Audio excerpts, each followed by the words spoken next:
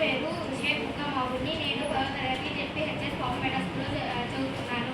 ఈరోజు మనం అవయవ దాన దినోత్సవం గురించి మాట్లాడబోతున్నాము. అవయవ దినోత్సవం ఆగస్టు 13న ప్రతి సంవత్సరం జరుపుకుంటాము.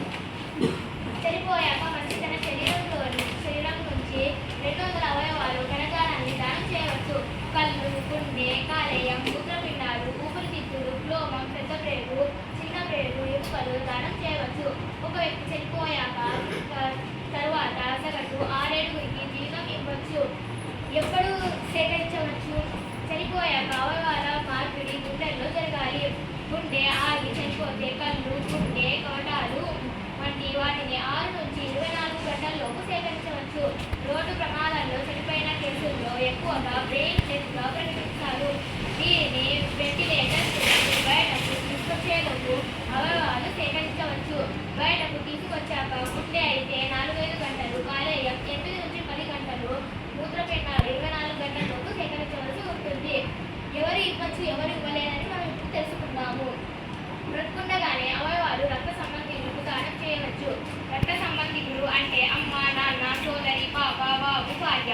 ఇందుకు ప్రభుత్వ అనుమతి అక్కర్లేదు.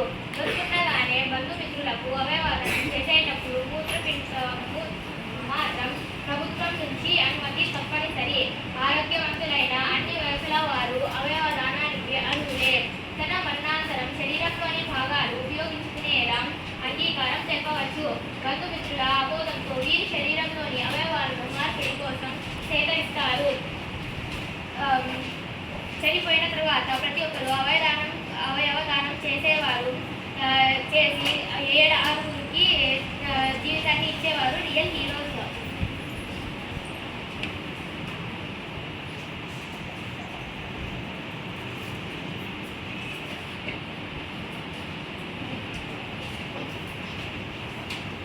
అవయవాల గురించి మన నెట్లో ఉన్న సమాచారం.